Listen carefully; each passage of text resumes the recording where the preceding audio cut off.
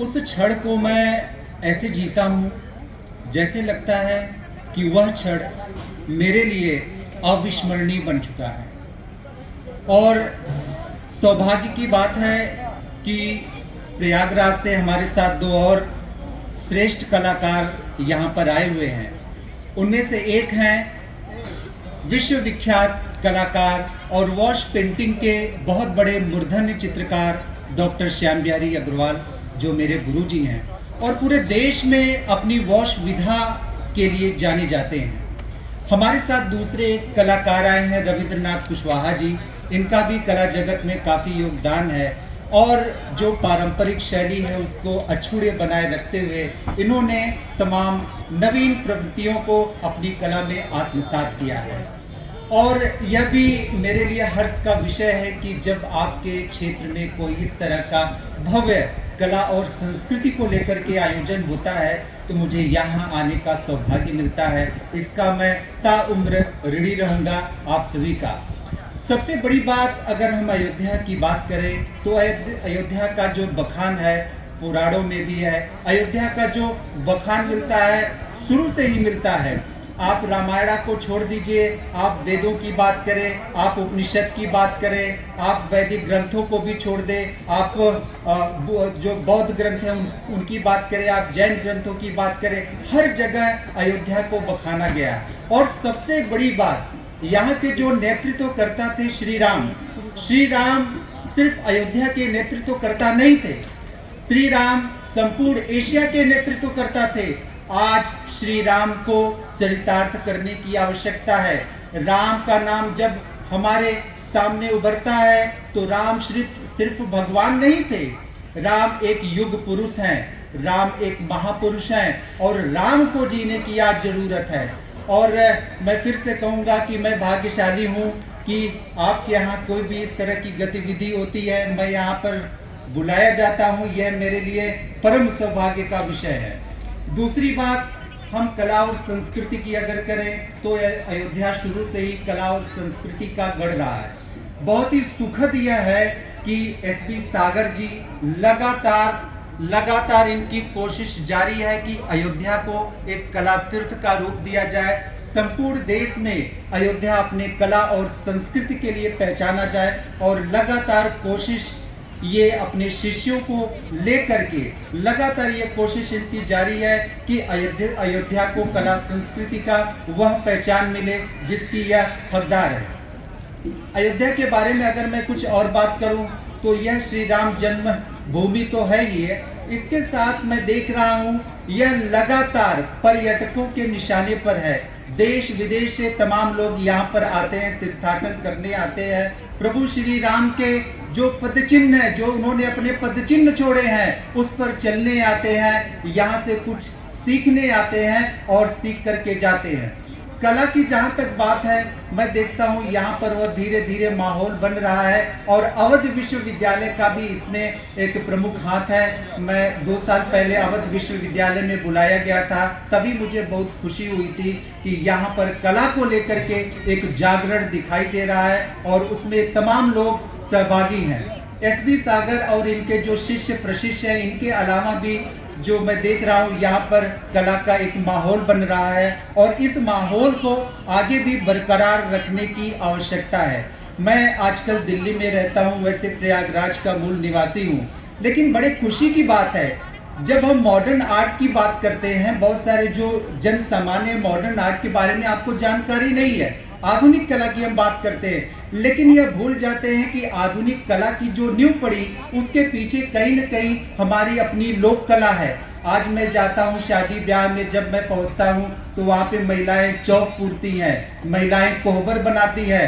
असली कला यही है। आज हमें जागरूक होने की जरूरत है। ये जो हमारे पुरखों ने कला छोड़ रखी है, उस कला को आगे बढ़ाने की आवश्यकता है और यही हमारे देश की जान है। अगर हम इस लोक कला की बात करें, जनजाति कला की बात करें, क्षेत्रीय कला की बात करें, यहीं से हमारी आधुनिक कला शुरू होती है। तो यह बात ध्यान रखने की बात है कि हम आधुनिक कला के जो बहाव में बह रहे हैं, इसे रोकना होगा और स्वयं को नियंत्रित रखना होगा और हमें अपनी कलाओं की तरफ मुड़ना होगा। जो कलाएं हमारे घरों में माँ बहनें रचती हैं, कोहबर रचती हैं, उनको बरकरार रखना होगा। चौक पूरना ये भी एक कला है, आप इसमें भी नवाचार कर सकते हैं। इसके साथ साथ जैसे हम कुछ और बात करें, तमाम लोक कलाएं हैं। मैं देखता हूँ बहुत सारी महिलाएं क्राफ्ट बनाती हैं। आज जरूरत है उस क्राफ्ट को भी हमें प्रोत्साहित किया जाए। हम सबको मिलकर के यह काम करना है। और अयोध्या के बहाने, चूंकि मैं शुरू से ही कह चुका हूँ, अयोध्या आज सांस्कृतिक केंद्र बन चुका है। भारतवर्ष के मानचित्र पर अयोध्या धर्म नगरी के साथ साथ कला और संस्कृति की नगरी बनने के तरफ अग्रसर है। तो हमें सबको साथ लेकर के यह काम करना है। आज मैं देख रहा हूँ, बड़ी खुशी की बात है कि तमाम ये विद्यार्थी जुटे हुए हैं और अपनी कला को अंजाम दे रहे हैं। जो यहाँ पर शिक्षक हैं और जो भी जिम्मेदार लोग हैं, वह अपनी जिम्मेदारी से विमुख नहीं हो सकते। उन्हें आज जरूरत है। आप याद करिए, एक समय बंगाल स्कूल के साथ साथ हमारे देश में कला का पुनरुत्थान हुआ था। आधुनिक कला में नवजागरण शुरू हुआ था। आज जरूरत है कि कला में एक बार फिर से जागरण किया जाए। उस जागरण की जरूरत है और यह सिर्फ हमारे और आपके बदौलत नहीं, बल्कि हम सबको करना है। यह दायित्व हम सभी को लेना है, चाहे कोई सरकारें हो। मानता हूँ कला को संरक्षण शुरू से मिलता ही रहा है। चाहे पहाड़ी शैली की बात करें, अजंता की बात करें, मुगल, वहाँ के जो बादशाह थे, शहंशाह थे, राजा थे, सबने संरक्षण दिया। और आज मेरी सरकार से भी गुजारिश है कि जो हमारी कलाएं हैं उनको अछूते बनाए रखते हुए इस तरह के कार्यक्रमों को बढ़ावा दिया जाए और जो हमारी खोती हुई कला है, जो हमारी विलुप्त हुई कला है, इसे फिर से जगाने का काम किया जाए। ये सुसुप्तावस्था है, इस भंगिमा को भंग करने का प्रयास किया जाए और अपनी देश की जो पहचान है लोक कलाओं को पुनः जीवित किया जाए और इसी में हमारी पहचान है। मुझे याद है आप 19वीं सदी की बात करें, यामिनी राय के चित्रों की प्रदर्शनी, यामिनी राय के साथ तमाम आधुनिक जो हमारे देश के कलाकार थे, इनकी चित्रों की प्रदर्शनी अमेरिका में लगी थी। लेकिन आप सोचिए, यामिनी राय के चित्रों को क्यों बखाना गया? अमेरिका ने भी कहा सिर्फ एक ही भारतीय ऐसा कलाकार है जिसने भारतीयता को जीवित रखा है, वह यामिनी राय। और यामिनी राय ने अपनी माटी को सूंघा था। यामिनी राय ने अपनी माटी को सूंघ करके अपनी लोक कला को जीवित किया था और लोक कलाओं की मदद से आधुनिक कला का एक नया संसार रचा था और भारतवर्ष को पहचान दिलाई थी। हमारे देश में तमाम युग पुरुष हुए, जैसे स्वामी विवेकानंद। आप याद करिए, स्वामी विवेकानंद जब शिकागो में विश्व धर्म सम्मेलन की अगुवाई कर रहे थे, उस समय राजा रवि वर्मा के चित्रों को उन्होंने आमंत्रित किया। राजा रवि वर्मा हमारे देश के महानतम चित्रकारों में से एक थे। उन्हें राजा उन्हें इसलिए नहीं कहा गया कि वह जन्मजात राजा थे, बल्कि वह कला के राजा थे। उनको खिताब कलाकारी के लिए दिया गया और वह हमारे देश के कला के राजा कहलाए। तो आज जरूरत है जैसे राजा रवि वर्मा ने विषय के रूप में अपने मिथकों को चुना। पौराणिक जो ग्रंथों में मिथक मिलते हैं, जो कथाएं मिलती हैं, धार्मिक ग्रंथों में जो कथाएं मिलती है, यही नहीं, इन कथाओं को सजीव बनाने के लिए तमाम उन्होंने स्थलों का भ्रमण किया। प्रयाग गए, काशी गए, बहुत लोगों को कम है, अयोध्या भी आए, जौनपुर भी पहुंचे, ऐसे जगह पहुंचे जहां पर रामलीला का मंचन होता था। आज भी देखिए, मुझे बहुत दुख होता, मैं गांव में अपने था, तो मुझे याद है कि मैंने बचपन में राम की भूमिका अदा की थी अपने गांव में, तो बहुत मुझे खुशी। लेकिन आज मैं देख रहा हूँ रामलीला भी दम तोड़ रहा। तो आज जरूरत है इस तरह की कला को उभारा जाए। राजा रवि वर्मा ने पूरे देश का तीर्थाटन किया। आज हम जो अपने घरों में देवी देवताओं के चित्र देखते हैं, सरस्वती, लक्ष्मी, ये सब राजा रवि वर्मा की कल्पना का उपज है। आप सोचिए, एक ऐसे राजा जो कला के राजा थे, जिन्होंने सच्ची निष्ठा से अपनी देश की कला में एक तरह से जागरण लाने का काम किया। तो आप में भी मैं तमाम संभावनाएं देखता हूँ। एस डी सागर जी का बहुत बड़ा योगदान है।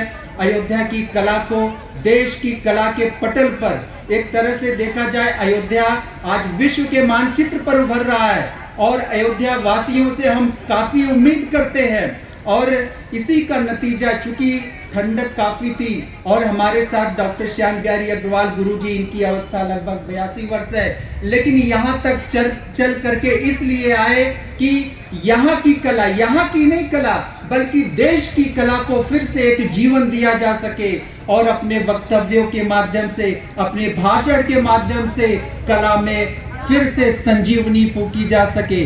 तो मेरी आप सभी से गुजारिश है कि आप अपनी कला की तरफ देखें, क्योंकि जो व्यक्ति अपनी निजी पहचान खो देता है फिर उसका कुछ भी बचता नहीं है। आप अपनी निजी पहचान को आगे बढ़ाइए, आप अपनी लोक कला, अपनी क्षेत्रीय कला, उसे आप प्रमोट करिए।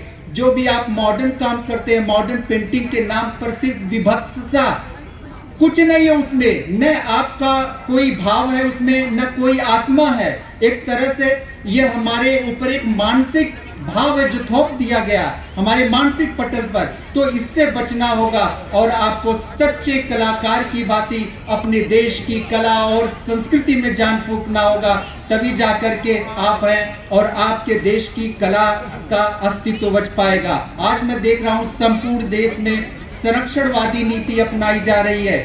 आज लोग अपने देश की कला की बात करते हैं, संस्कृति की बात करते हैं, अपने देश के साहित्य की बात करते हैं, तो हम क्यों पीछे रहें? हम भी अपने देश की संस्कृति और कला की बात करेंगे और यह प्रण लेते हैं कि हम जो भी रचेंगे उसमें हमारे देश की आत्मा होगी, हम अपनी आत्मा से कभी भी मुक्त नहीं होंगे।